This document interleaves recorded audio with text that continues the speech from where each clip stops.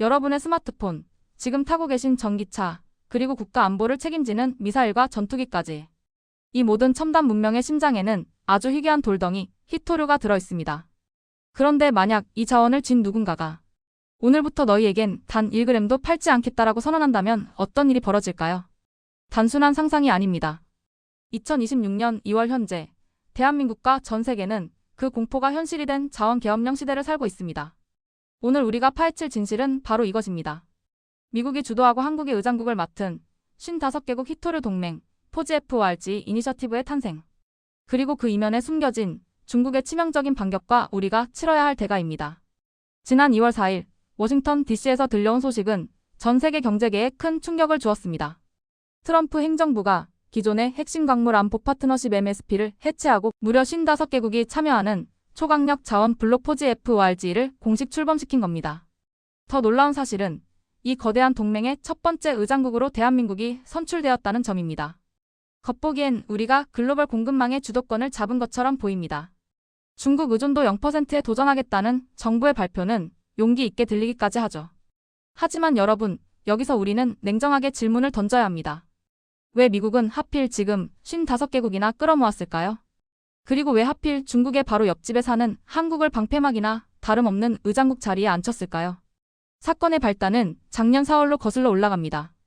미국이 관세 폭탄을 터뜨리자 중국은 즉각 사마륨, 가돌리늄 등 첨단 산업의 필수적인 히토류 7종의 수출을 전면 통제했습니다.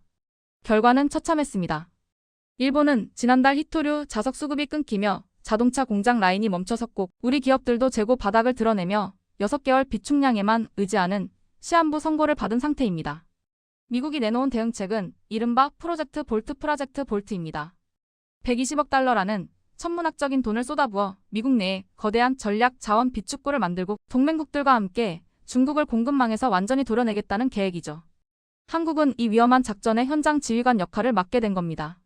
자, 이제 뉴스에서는 말해주지 않는 진짜 이유를 깊숙이 파헤쳐 보겠습니다. 우리가 중국 의존도 0%를 외칠 때 중국은 비웃고 있을지도 모릅니다. 왜일까요? 히토류는 채굴보다 가공이 핵심이기 때문입니다. 전 세계 히토류 매장량의 40%가 중국에 있지만 정작 가공과 재련 단계에서의 점유율은 90%가 넘습니다.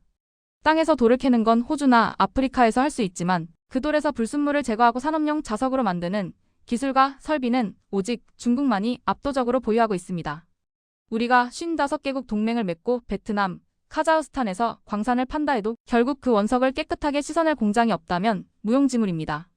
미국이 주도하는 이 동맹의 진짜 목적은 단순히 광물을 나누는 것이 아니라 중국이 20년 넘게 공들여 쌓아온 가공 생태계를 단 몇 년 안에 복제해내겠다는 무모한 도전인 셈입니다. 여기에 우리 대한민국이 처한 잔혹한 딜레마가 있습니다. 한국의 히토류 중국 의존도는 여전히 90%대에 육박합니다. 우리가 포지의 의장국으로서 목소리를 높일수록 중국의 보복 화살은 가장 먼저 우리를 향합니다.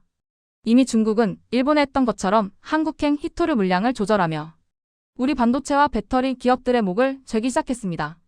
정부는 2,500억 원 규모의 R&D 펀드를 조성하고 대체 공급망을 찾겠다고 하지만 당장 내일 아침 중국이 문을 걸어 잠그면 삼성전자와 SK하이닉스, 현대차의 생산 라인은 단 일주일도 버티기 힘든 게 냉혹한 현실입니다. 시청자 여러분, 우리가 여기서 놓치지 말아야 할 인사이트가 있습니다. 이제 자원은 단순히 사고 파는 물건이 아니라 상대의 숨통을 끊는 무기가 되었습니다. 미국은 자국 우선주의를 앞세워 동맹국들에게 편 가르기를 강요하고 있고 중국은 자원을 인질 삼아 생존을 위협하고 있습니다. 우리가 포지 의장국이라는 화려한 타이틀에 취해 있을 때가 아닙니다. 이 왕관은 매우 무겁고 뜨겁습니다. 미국으로부터는 공급망 재편에 성과를 내라는 압박을, 중국으로부터는 선 넘지 말라는 노골적인 협박을 동시에 받는 외줄 타기를 시작한 겁니다. 결국 이 전쟁의 끝은 어떻게 될까요? 전문가들은 말합니다. 완벽한 탈중국은 불가능하다. 다만 누가 더 치명적인 대체 카드를 많이 쥐고 있느냐의 싸움이다. 대한민국이 이 자원 전쟁의 소용돌이에서 살아남는 길은 명확합니다. 55개국 동맹을 통해 명분을 쌓되 뒤로는 중국과의 자원 한 라인을 단 한순간도 놓쳐선 안 됩니다. 동시에 우리가 가진 반도체와 배터리 제조 기술을 더욱 독보적으로 만들어 중국조차 우리를 건드리면 자신들의 산업도 붕괴한다는 상호 파괴 확신의 구도를 만들어야 합니다. 오늘의 한 줄 평입니다. 히토류 동맹의 의장국이라는 왕관, 그 무게를 견디지 못하면 그것은 명예가 아니라 족쇄가 될 것이다. 지금까지 행복경제학 브리핑이었습니다. 진실을 보는 눈, 여러분은 오늘 무엇을 보셨습니까?